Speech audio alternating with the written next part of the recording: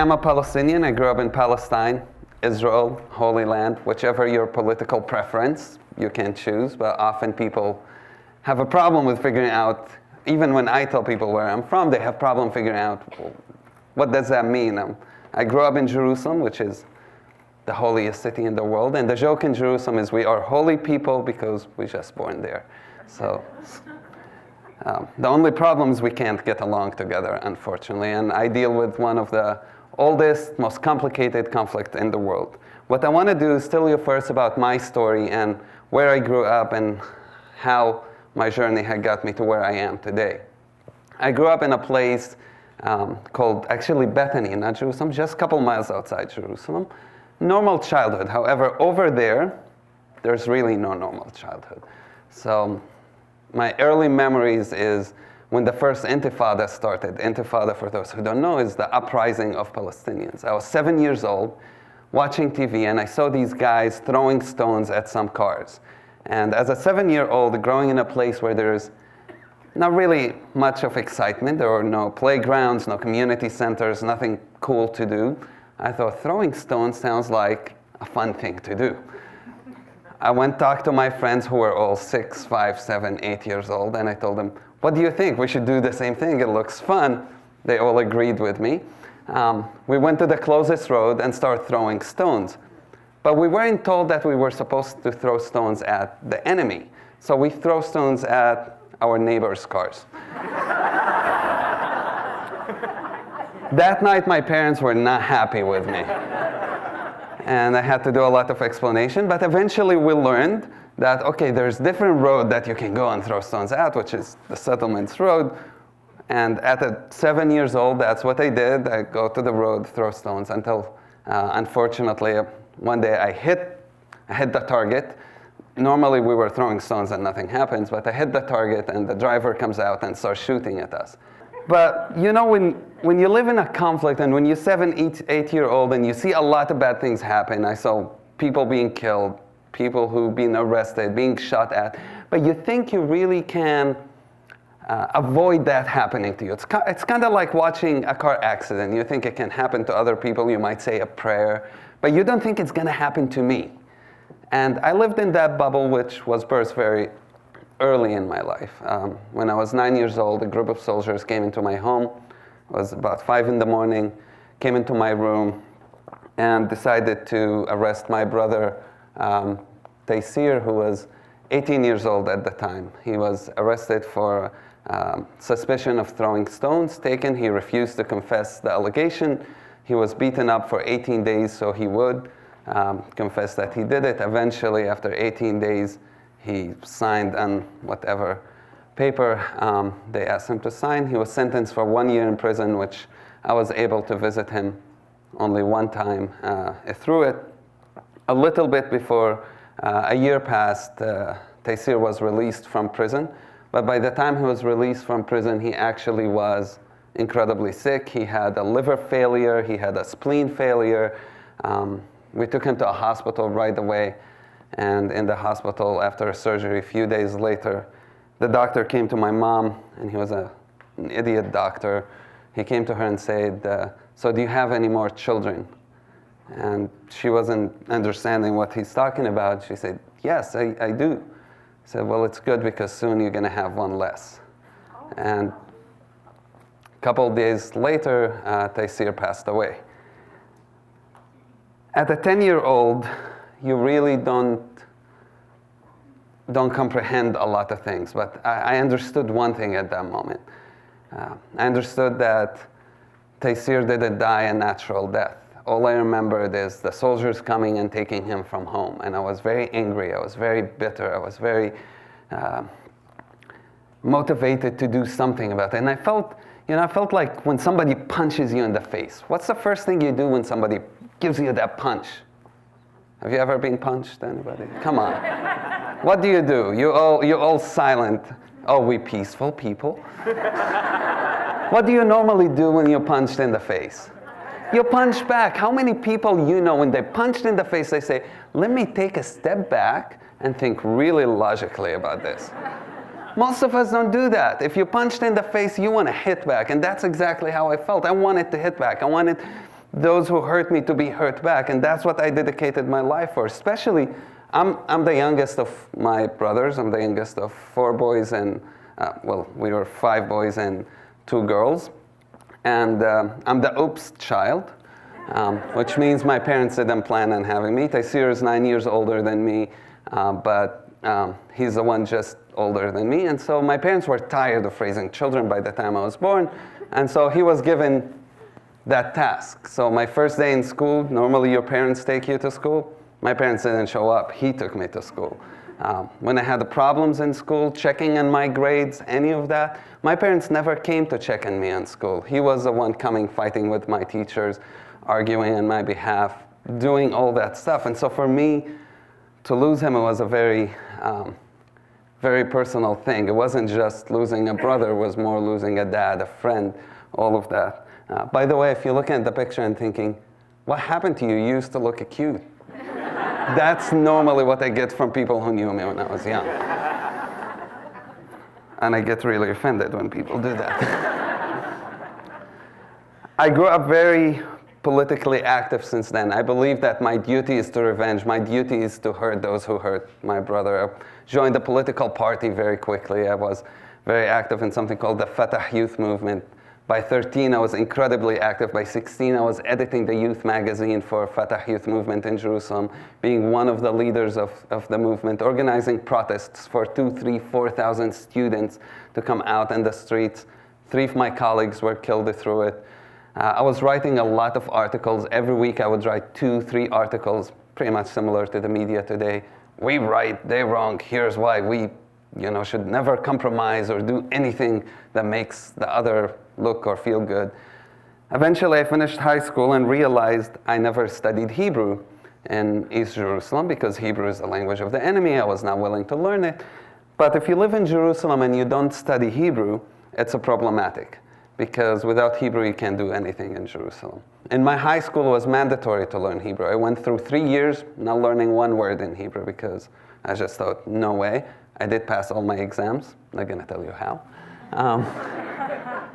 And I decided when I studied Hebrew that I will study in a place that will really teach me the language. The best place to study that you can learn the language is an Israeli place called Ulpan. Ulpan is where Jewish newcomers go to learn Hebrew. Not many Palestinians there. Actually, in my class, I was the only Palestinian in that class. And sitting in that class and looking around and thinking very uncomfortable because for 18 years of my life, I realized I have never met a Jew, an Israeli, who was not a soldier or a settler. 18 years. And as nice as a soldier can be, and some of them can be really, really nice, you can't have a dialogue with somebody with a gun. And suddenly I'm sitting with these people in a classroom. By the way, 200 meters away from my school, there was a Jewish school. We've never talked.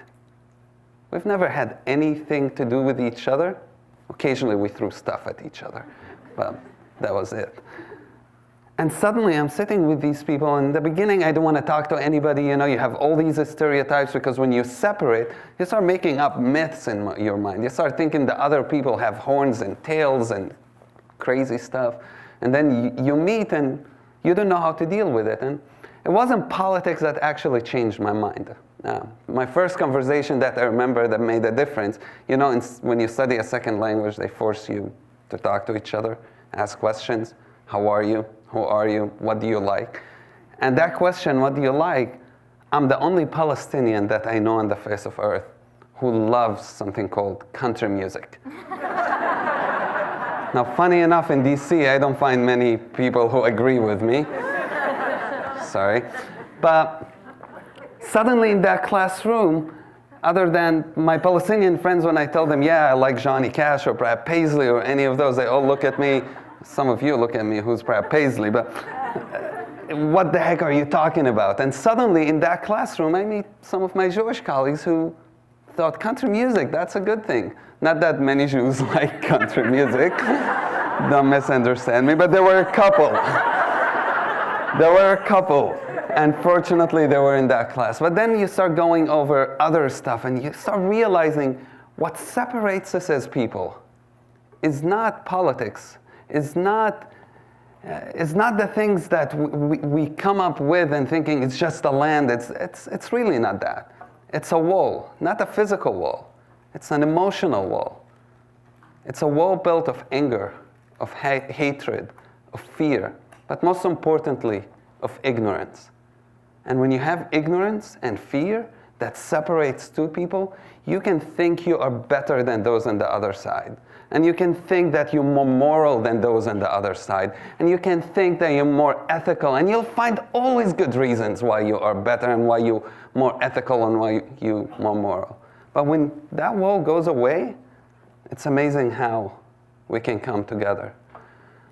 I realized that cycle of violence, that they did this to me, so I have to do that to them, is the biggest problem that we have. Just because somebody did a horrible action, and my brother was killed in this conflict, it doesn't mean my reaction has to be similar. Actually, by reacting in the same way, I was being a prisoner to that person who killed my brother. And instead, I decided I'm going to take a different direction. And taking a different direction is hard. It's not easy. I'm not naive to think, oh, well, I become a peace activist and everything is going to be cool and nice. It is a hard path.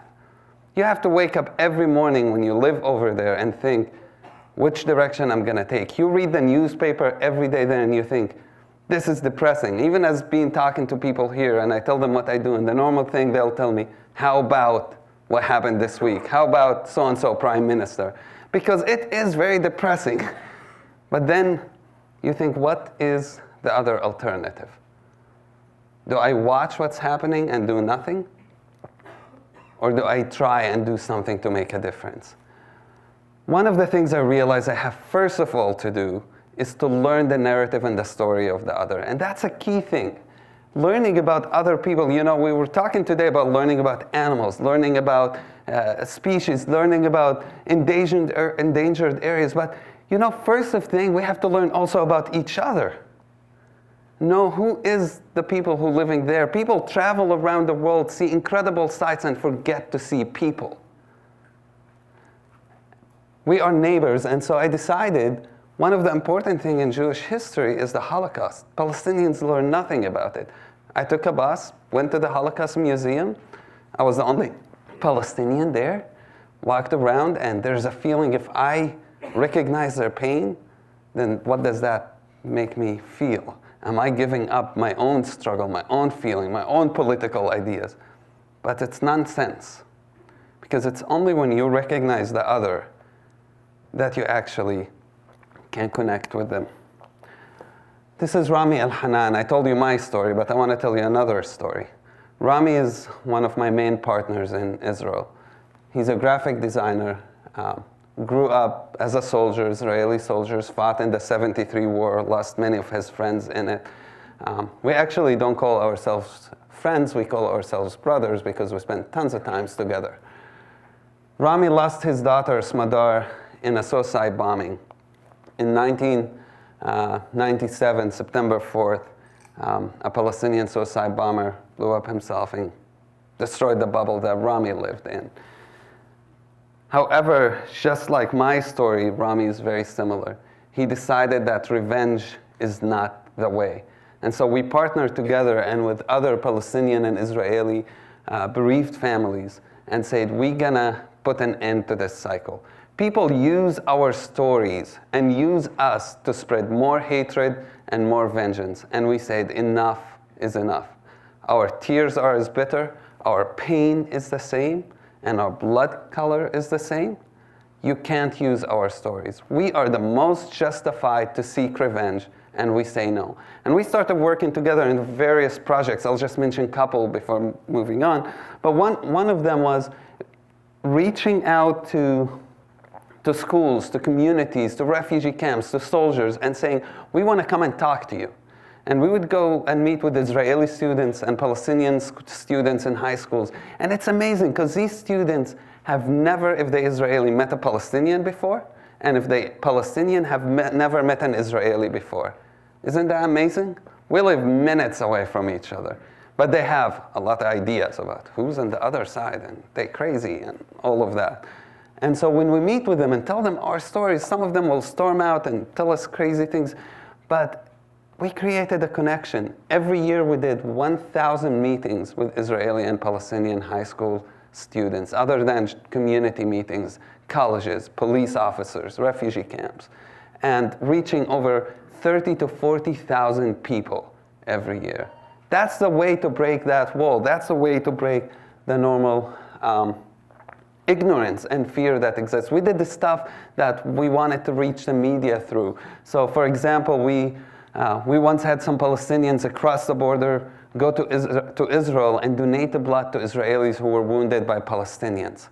And then we had Israelis illegally cross into Palestine and donate the blood to Palestinians who were wounded. And we had a very simple message.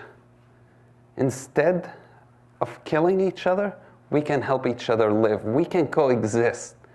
And we can show it by saying our blood is the same. You know what's funny? When I tell this around here in the States, people would ask me, so the blood of Palestinians and Israelis can mix? Is it kosher? That is how polarized we are. It's not a Palestinian-Israeli issue, by the way. It's a world issue where the moment you have an enemy, you want to draw a line and say, they there, we here, we don't like them, they don't like us, and that's it. And that's not true. We have way more to work together. We have way more that brings us together than separates us. 3 years ago, I started working with George Mason University. And when I moved here, one of the things I realized is the same polarization.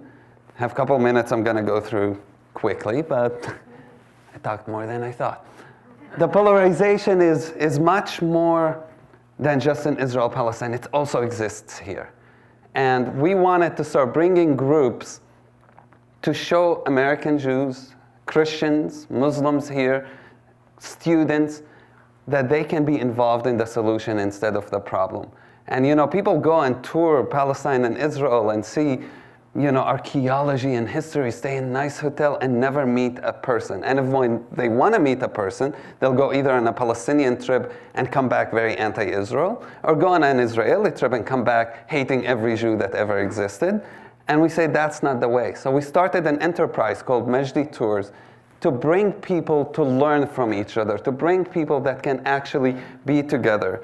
And so these are some pictures of some of the groups abroad. This is Ihab, who is a Sufi guy. This is his Derot. We visit areas that actually suffer. It's a Jewish town that was hit by Palestinian rockets from Gaza. This is a guy who does dialogue with people from Gaza, even though he's being hit by those rockets. And you have Palestinians in the Gaza part who do the same. This is the wall that separates the two sides, and we go and talk and deal with these issues from both sides. We meet Israelis and Palestinians. This is a Bedouin guy that normally people go there and never know that there are Bedouins who have their own problems. By the way, they're doing projects on solar and stuff and getting cooperation Israelis and Palestinians to help them. This is a Druze family. People go there and don't know what is even Druze. These are the most people who lose family members in the conflict there in proportion. 2 of the children of this couple were killed as soldiers, Israeli soldiers. This is a Jewish group who went to a Palestinian refugee camp, slept 2 nights in Palestinian homes, ate, drank, everything with them. This is what bringing stereotypes. A Christian group who doing domestic violence issues. We don't only talk about politics. A rabbi volunteering in an Arab school that was vandalized. Planting a tree together, Arabs, Jews, Muslims, interfaith, youth, all of that together. So what makes a difference? You have normally 3 options. If there's a fire in a building, you have 3 options of what you can do. You either run away, which is what most people do, you know, especially you living 5,000 to 6,000 miles away. Why should you care? But you know, it does affect your life. That's what most people do, run away. The second, you decide to create a committee and decide who's responsible for this conflict. Is it the Israelis or the Palestinians? I think it's the Brits, but that's a different story.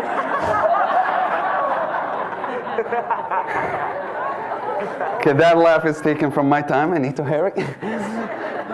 And the third option is to bring a bucket, fill it with water, and then put it on the fire. And if you don't have a bucket, you bring a cup. You fill it with water and you put it on the fire. And if you don't have a cup, You bring a spoon, and you fill it with water, and you put it in the fire. But would really a person with a spoon be able to end a conflict? No. But if everyone here is willing to take that spoon, if you're willing to take that risk and care a little bit about what's happening 5,000 miles away, then it is possible. I want to end, it's 40 seconds long, so it's short. I want you to see this video, and this video is my hope and vision for what's possible in Israel-Palestine.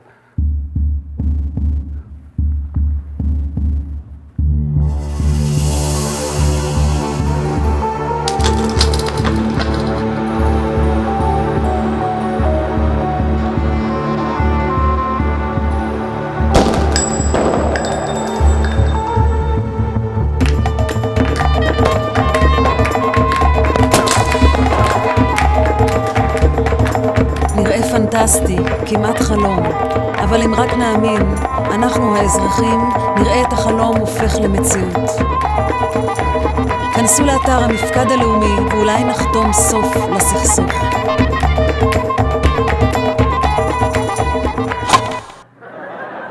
So,